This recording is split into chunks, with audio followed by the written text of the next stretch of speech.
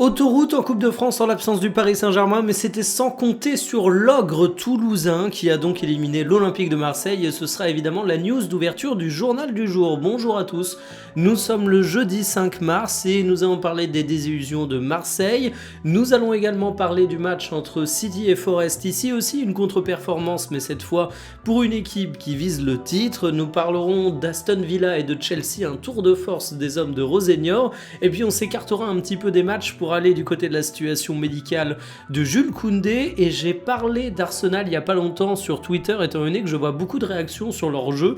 Je me suis dit que ça méritait qu'on développe un petit peu le sujet en vidéo. Pour être honnête et transparent avec vous, il y a beaucoup d'autres rencontres dont j'avais envie de vous parler. Newcastle-Manchester United, le match de Coupe de France également de l'OGC Nice, mais même en regardant les matchs en replay, c'est compliqué de se faire 4 ou 5 matchs en seulement une journée. J'essaie de dormir un petit peu, donc j'ai dû faire des choix. J'espère qu'à vos yeux, ils apparaîtront comme bons. Installez-vous confortablement et bienvenue pour le journal du jour. L'OM est éliminé, félicitations au TFC qui récupère donc Habib Beye comme le veut désormais la tradition en Coupe de France pour cette édition 2025-2026. On rappelle que Marseille avait éliminé Rennes, du coup l'entraîneur de Rennes est devenu l'entraîneur de Marseille, Toulouse a éliminé Marseille, l'entraîneur de Marseille va devenir l'entraîneur de Toulouse. Évidemment on plaisante, mais j'ai envie de dire, vaut mieux en rire qu'en pleurer parce que finalement l'électrochoc marseillais avec l'arrivée d'Habib Beye, on se rend compte que c'est pas évident, qu'il y a à boire et à manger, des choses positives, des choses négatives, mais une chose est sûre et certaine, c'est que c'est une immense déception que de te voir éliminé en Coupe de France face à Toulouse, qui est une équipe de Ligue 1, qui est une bonne équipe, certes, mais qui n'est pas parmi les ogres de la compétition. Ça parle beaucoup d'émotions, du fait que Marseille n'arrive pas à gérer ça. Nous, on va essayer de se concentrer sur les terrains et voir ce qui a fonctionné et ce qui n'a pas fonctionné, parce que j'ai pas dit le score, mais 2-2 et élimination suite à la séance de tir au but. Voici les compos qui étaient alignés. Pekshao et Greenwood au rendez-vous. Le premier est dans une bonne forme, le second a répondu aux attentes liées à son statut. Je sauverai également Kondogbia et Rouli. Mais par contre, Balerdi, oh là là là là là là, on va parler du péno mal tiré, mais de manière générale, quelle catastrophe. Capitaine de l'Olympique de Marseille, par intermittence certes, mais il l'était au cours de ce match. Joueur que certains chroniqueurs évaluaient à 70 millions d'euros cet été. Je ne cesserai de le rappeler, je suis désolé, mais vraiment ça me tue à chaque fois. Et surtout, j'ai l'impression que quand on parle de Balerdi, on parle toujours de joueurs avec un certain potentiel. Mais les mecs, il est temps de se réveiller. Balerdi, c'est pas un tocard. C'est un défenseur qui a des bonnes qualités, je dis pas le contraire. Mais parlez de son niveau, parlez pas de son potentiel. Il a 27 ans, le boug. À 27 ans, c'est pas le début de ta carrière professionnelle. Balerdi, il a des centaines de matchs dans les jambes. C'est un mec qui aujourd'hui est censé être au niveau qui doit être le sien pour sa carrière. La version de Balerdi que vous voyez, c'est la version définitive du joueur. Il y a du bon, mais il y a également du moins bon, et j'ai pas envie de tirer sur l'ambulance, mais je pense qu'ici, on a surtout vu le moins bon. Le pire, c'est qu'au cours de cette rencontre, on va beaucoup parler de l'émotion, on va beaucoup parler du fait que l'OM a du mal à contenir tout ça, mais en termes de jeu, c'est pas non plus complètement immérité. Évidemment, il y avait plus de talent du côté de Marseille, mais bon, finalement, t'as pas non plus tiré 4 millions de fois en plus, t'as eu le ballon, mais t'as pas spécialement été dominant, sur les coups de pied arrêtés, t'étais vraiment à la ramasse, mais autant physiquement que tactiquement. Les choix d'entrant de la part d'Habib Beye n'ont pas été vraiment payants, comme les choix de composition, donc en fait, il n'y a pas grand-chose qui a fonctionné.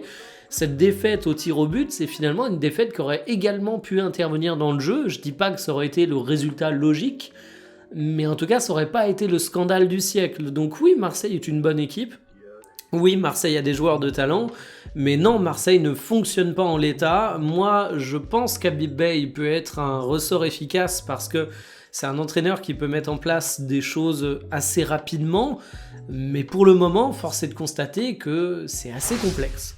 La bonne nouvelle pour Arsenal, la frustration pour Manchester City. Les joueurs de Pep Guardiola ont concédé un 2-2 à domicile face à Nottingham Forest. Une énième preuve que dans le football, dominer n'est pas gagné parce que Dieu sait que les Citizens ont dominé. Voici les compos qui étaient alignés. Cherki, Rodri, Semenyo, Silva, des top matchs. Foden et Haaland qui étaient par contre très décevants. Et finalement un City qui était plutôt cohérent et convaincant. Mais qu'est-ce qui a manqué ?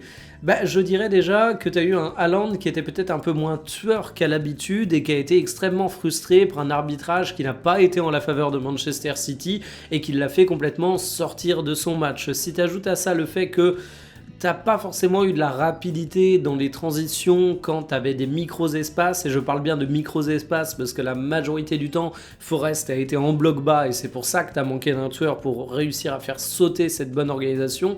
Le peu de fois où t'avais des micros-espaces, t'as peut-être pas été suffisamment rapide dans l'exécution pour faire de véritables différences. Donc manque de tueurs, manque de vitesse d'exécution, arbitrage qui a pas forcément été en ta faveur, ça fait que Manchester City a eu une domination outrageuse au cours de la rencontre, mais n'a pas réussi à transformer l'essai. C'est marrant parce que c'est typiquement le genre de match qu'on pourrait qualifier à Arsenal, du moins le Arsenal d'avant. On y reviendra à la fin des news, mais il y a un Arsenal bien différent désormais parce que ce City était beau, ce City était convaincant, mais ce City n'a pas été tueur. Du coup, au classement général, ça fait les affaires d'Arsenal, ça a un impact majeur. Les Gunners sont désormais 7 points d'avance, réductibles à 4 car City a un match de retard suite au report de la rencontre face à Palace. Est-ce que les Gunners qui se relancent après une période de doute sont enfin dans leur année de Premier League ? En tout cas, Manchester City leur donne une belle occasion. Démonstration de force pour Chelsea qui impose sa loi et qui fait un véritable show face à un concurrent direct pour le podium de la Premier League. Tout n'a pas été heureux pour les hommes de Rosenior dernièrement, mais alors là, victoire 4-1 chez Aston Villa, c'est vraiment une performance qui mérite d'être saluée. Les compositions avec évidemment João Pedro en homme du match, il fait un triplé absolument incroyable et mine de rien, déjà 14 buts en Premier League cette saison. Et puis j'ai également adoré Cole Palmer qui confirme sa belle forme. On peut pas dire qu'il puisse être aligné au cours de toutes les rencontres de cette saison, mais quand il est aligné, ça fonctionne très bien. Ce qui a également très bien fonctionné du côté de Chelsea, c'est la capacité à avoir des passeurs extrêmement efficaces et ça a été précieux dans les phases de transition parce que tu t'es retrouvé avec, à pas mal de reprises, un Villa qui a essayé de jouer relativement haut et qui a tout simplement laissé pas mal d'espace. Ça a également été le cas de Chelsea, mais les Blues ont beaucoup mieux profité de ces occasions, donc bonne gestion des transitions, mais également bon suivi de la part de tes attaquants sur des situations où tu as un ballon qui est par exemple repoussé, où tu restes concentré et où tu arrives à conclure. Ça a été un match qui a été maîtrisé de bout en bout de la part des Blues et c'est fort parce qu'ils ont commencé en étant menés. C'est d'abord Aston Villa qui marque le premier but. Ils sont pas sortis de leur organisation tactique, ils sont restés fidèles au plan de Rosenior, donc c'est vraiment une équipe qui dégage de la confiance, qui dégage des joueurs qui sont plutôt en forme. Moi j'ai trouvé ça assez impressionnant. Petite pensée aux supporters du Paris Saint-Germain qui devaient évidemment suivre le score avec attention. Si on regarde le classement général, Chelsea recolle donc à 3 points d'Aston Villa et seulement à 3 points de United aussi, donc du podium. Tu réintègres également le top 5 au dépit de Liverpool. À voir la suite pour Chelsea, mais cette équipe a du potentiel, c'est sûr et certain. C'est confirmé, on n'aura pas Koundé avec l'équipe de France aux États-Unis. Alors je vous rassure et je vous arrête tout de suite, je ne parle évidemment pas de la Coupe du Monde, je parle des matchs amicaux aux États-Unis qui vont avoir lieu à la fin du mois face au Brésil, face à la Colombie, des matchs amicaux qui sont tout de même des rencontres que j'ai énormément envie de voir. Et bien voilà, Koundé a une blessure aux ischios et du côté du Barça, on annonce une absence qui devrait être de grosso modo 1 mois. Koundé, c'est quand même un joueur infatigable. Cette saison, il joue de manière massive au FC Barcelone. C'est d'ores et déjà plus de 3000 minutes de jeu. Je ne sais pas si on réalise la dinguerie que c'est, mais je le trouve un petit peu moins bon. Alors dans les stats, en comparaison, c'est pas non plus le jour et la nuit par rapport à la saison précédente, puisqu'il progresse dans certains domaines, mais visuellement, au cours des matchs, je trouve qu'il y a quand même quelques rencontres où il a déconnecté et fait des erreurs qui étaient inhabituelles pour lui. Si je vous dis ça, c'est pour apporter mon soutien à Jules Koundé, qui n'est pas dans la saison la plus évidente de sa carrière et cette blessure vient enfoncer le clou. Reste que Koundé, c'est un latéral absolument formidable, c'est un joueur de talent et que ça va être une grosse absence pour le rassemblement des Bleus. Qui pour le remplacer? On parle de Malo Gusto en tant que favori pour être titulaire, mais là où la question se pose, c'est plutôt à qui ça ouvre une opportunité pour faire partie du groupe. Moi je sens bien Zahir Emery, parce que Zahir Emery a prouvé au Paris Saint-Germain que c'était un latéral droit qui était compétent et pas seulement un bon milieu de terrain, et honnêtement ça me ferait plaisir, ça récompenserait une forme et ce serait assez logique à mes yeux. Dans tous les cas, en forme ou pas, Jules Koundé est exceptionnel, c'est un joueur que j'espère voir rapidement rétabli et c'est un joueur que j'espère voir avec l'équipe de France et le Barça d'ici peu. Donc voilà, on croise les doigts et on lui souhaite un bon rétablissement.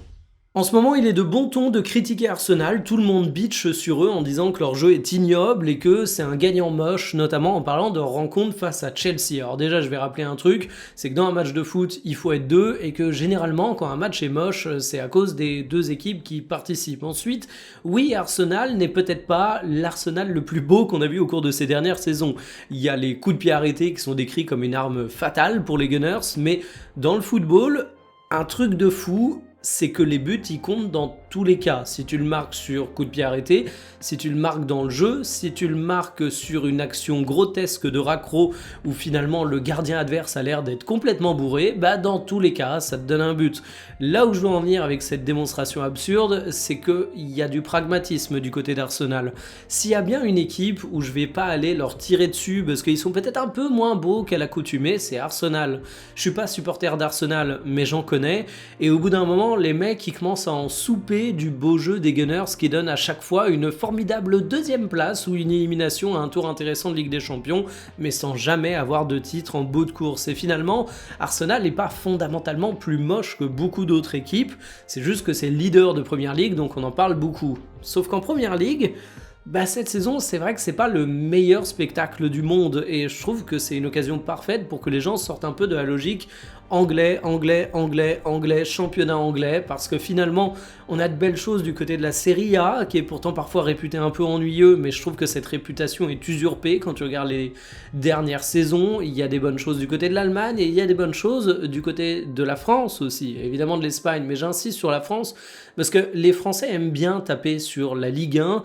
Sauf que si on regarde par exemple l'Olympico qu'on a eu entre Marseille et Lyon, je suis désolé, ça met une torgnole en termes de spectacle à la majorité des matchs de Première Ligue que j'ai vus cette saison, l'immense majorité, et croyez-moi j'en ai vu des matchs de Première Ligue. Donc notre Ligue 1 c'est bien également, Arsenal est pragmatique, et franchement, si ça peut leur apporter le titre de Première Ligue, je pense que les critiques, bon, ils en ont pas grand chose à faire. Terminé pour le journal du jour, cet après-midi, vidéo aux alentours de 17h, cette fois pas de devinette, j'ai carrément pas du tout tranché le sujet que j'allais sortir, j'en ai 3 sur le feu qui sont sur grosso modo la finalisation, donc ça peut tourner d'un côté ou de l'autre, et des fois j'ai des sujets qui sont presque finis et que je sors jamais, donc je vais essayer de pas vous teaser un truc qui sortira jamais. Bref, rendez-vous aux alentours de 17h, kiffez bien votre journée, salut.